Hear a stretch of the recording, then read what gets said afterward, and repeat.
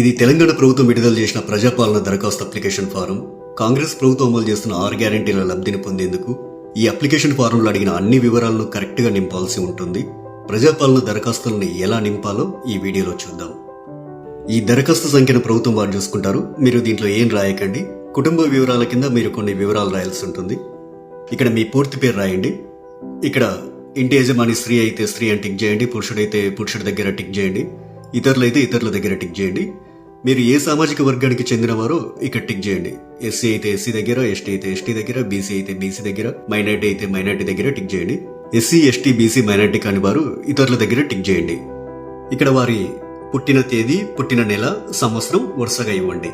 12 అంకెల Aadhaar card number ఇందులో fill చేయండి. ఇక్కడ రేషన్ కార్డ్ నెంబర్ రాయండి. ఇక్కడ మీ మొబైల్ నెంబర్ రాయండి. వృత్తి దగ్గర మీరు చేసే వృత్తిని రాయండి. ఇక్కడ మీ కుటుంబ సభ్యుల పేర్లు, వారి వివరాలు తెలపాలి. ఇక్కడ పేరు, అతను గాని ఆమె గాని మీకేమవుతారో, తల్లి అయితే తల్లి అని, భార్య అయితే భార్య అని, కొడుకు అయితే కొడుకు అని, కూతురు అయితే కూతురు అని నింపండి. వారు స్త్రీ అయితే స్త్రీ అని, మగవారైతే పురుషుడని.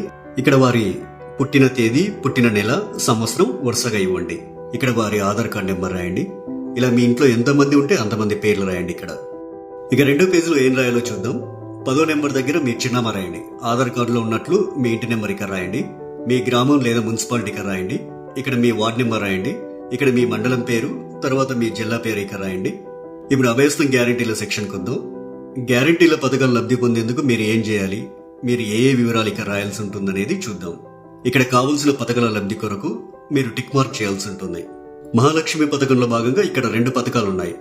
మొదటిది ప్రతి నెల 2500 ఆర్థిక సాయం పొందేందుకు ఇక టిక్ మార్క్ పెట్టండి.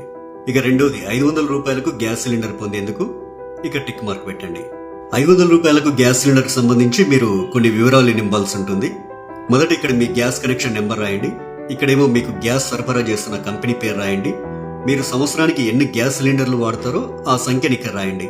రైతు భరోసా పథకం కింద లబ్ధి పొందేందుకు ఇక్కడ కొన్ని వివరాలు ఇవ్వాలి.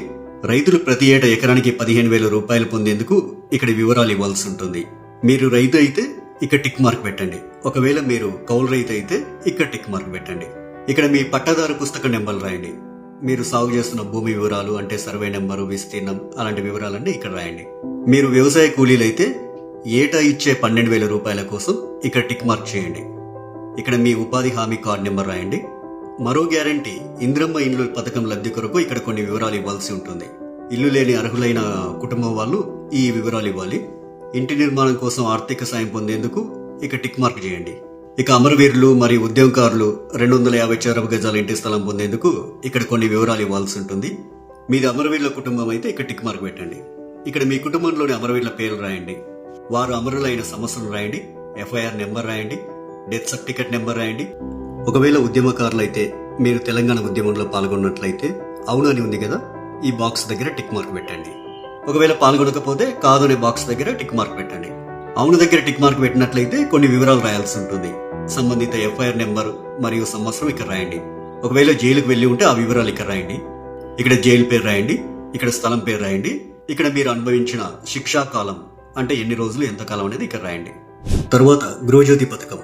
గృహజ్యోతి పథకం కింద ప్రతి కుటుంబానికి 200 యూనిట్ల కరెంటు ఫ్రీగా ఇస్తుంది కాంగ్రెస్ ప్రభుత్వం. ప్రతి నెల దాదాపు మీరు ఎన్ని యూనిట్ల కరెంటు వాడతారో ఆ వివరాలు ఇక్కడ ఇవ్వాల్సి ఉంటుంది. 100 యూనిట్ల వరకు వినియోగిస్తే ఇక్కడ టిక్ చేయండి. 100 నుండి 200 యూనిట్ల వరకు వినియోగిస్తే ఇక్కడ టిక్ మార్క్ చేయండి. 200 యూనిట్ల కంటే ఎక్కువగా ఉపయోగిస్తే ఇక్కడ టిక్ చేయండి. మీ మీటర్ నెంబర్ను ఇందులో రాయండి. చేయూత పథకం. ప్రతి నెల చేయూత పథకం కింద వృద్ధులకు 4,000 రూపాయలు, దివ్యాంగులకు 6,000 రూపాయలు ప్రభుత్వం ఇస్తుంది. మిమ్మల్ని దివ్యాంగులుగా గుర్తిస్తూ ప్రభుత్వం మీకు ఇచ్చిన సదరం సర్టిఫికేట్ నెంబర్ ఇక్కడ రాయండి. మిగతా వారు వృద్ధులైతే ఇక్కడ, గీతా కార్మికులైతే ఇక్కడ, డయాలిసిస్ బాధితులైతే ఇక్కడ, బీడీ కార్మికుల జీవన భృతి పొందే వాళ్ళైతే ఇక్కడ, ఒంటరి మహిళా జీవన భృతి పొందాలనుకునే వారు ఇక్కడ, వితంతు పెన్షన్ కోసం ఇక్కడ టిక్ మార్క్ చేయండి. చేనేత కార్మికులైతే ఇక్కడ టిక్ మార్క్ చేయండి. ఎయిడ్స్ వ్యాధిగ్రస్తులైతే ఇక్కడ టిక్ మార్క్ చేయండి.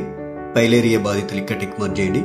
బీడీ టేకేదర్ జీవన భృతి వాళ్ళు ఇక్కడ టిక్ మార్క్ చేయండి. ఈ అప్లికేషన్ ఫామ్ కు మీ ఆధార్ కార్డ్ జిరాక్స్, తెల్ల రేషన్ కార్డ్ జిరాక్స్ కాపీని జత చేయాల్సి ఉంటుంది. ఇక్కడ మీ సంతకం, ఇక్కడ మీరు అప్లికేషన్ ఇచ్చిన తేదీ రాయండి. మీ ఊర్లో ప్రజాపాలన సదస్సులు పెట్టినప్పుడు ఈ అప్లికేషన్ ఫామ్ తీసుకెళ్లి వారికి ఇవ్వాలి. ఇక చివరిగా ప్రజాపాలన దరఖాస్తు రసీదు ఉంటుంది. ఇందులో మీ నుంచి దరఖాస్తు తీసుకునే అధికారి కొన్ని వివరాలు రాసిస్తారు. ఈ రసీదులో అధికారి దరఖాస్తు సంఖ్య రాస్తారు. అభయస్వన్ గ్యారెంటీలకు సంబంధించి టిక్ మార్క్ చేస్తారు. తదితర వివరాలన్నీ కూడా రాస్తారు. చివరగా అధికారి తన సంతకం చేసి మీకు రసీదునిస్తారు.